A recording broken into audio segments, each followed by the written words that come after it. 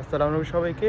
তো আমি এখন কথা বলবো স্টুডেন্টরা যারা এখানে নতুন আসেন ইউকেতে তারা কীভাবে আপনারা স্টুডেন্ট অ্যাকোমোডেশন খুঁজে বের করবেন।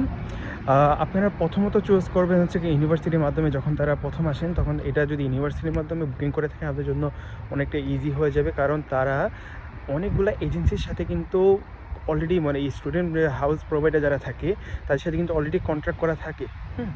এখন যারা একটুখানি এক্সপার্ট বা খুঁজতে ভালোবাসেন তাদেরকে আমি সাজেস্ট করবো যে প্রথমে যারা কী করবেন, আপনারা গুগলে গিয়ে সার্চ করবেন স্টুডেন্ট প্রপার্টিস ও student accommodation Leeds and Sheffield, Manchester, London, whatever it is. হ্যাঁ, আপনারা জাস্ট আপনার সিটি নামটা লাগিয়ে এরকম দিলে আপনার কিন্তু অনেকগুলো ওয়েবসাইট চলে আসবে। সেই ওয়েবসাইটে ঢুকলে আপনারা দেখবেন যে অনেকগুলো এজেন্সির নামও চলে আসবে, ইভেন যারা হচ্ছে স্টুডেন্ট প্রোভাইডার, ঠিক আছে, স্টুডেন্ট প্রপার্টি বা অ্যাকোমোডেশন প্রোভাইডার তাদের কিন্তু চলে আসবে। ওকে, আমি তখন আপনাদের সাজেস্ট করবো না যে আপনারা এজেন্সির মাধ্যমে যান, কিন্তু তাহলে কি হবে বলি, স্টুডেন্ট যখন এইখানে শেফিল্ডে যখন আসবেন আপনারা কিন্তু home for student, student roast এগুলো কিন্তু পপুলার।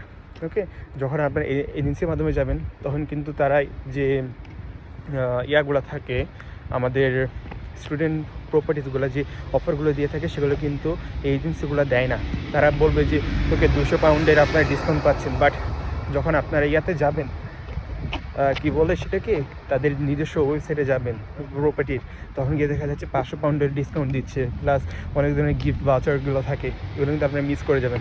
তো আমি বলবো যে যারা শেফিল্ডে আসবেন তাদের জন্য আমি বলবো যে student rose, home for student এগুলো আছে, আরও কয়েকটা আছে, ঠিক আছে, বাট এই দুটো হচ্ছে মেজর বড় অনেক।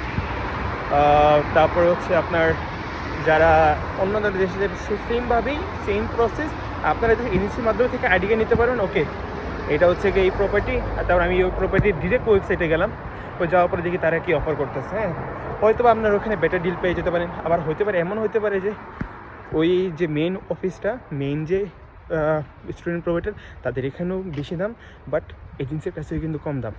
সো আপনাদের সব দিকগুলো বিবেচনা করে আপনার জন্য যেটা ভালো হবে সেটা নেবেন। আপনার দেখবেন ইউনিভার্সিটির লোকেশন অনুযায়ী আমাদের কতটুকু হাঁটতে হবে, আপনারা কখনো চাইবেন না যে আপনার যাতায়াতে খরচটা যেন বেশি হয়, তাই না?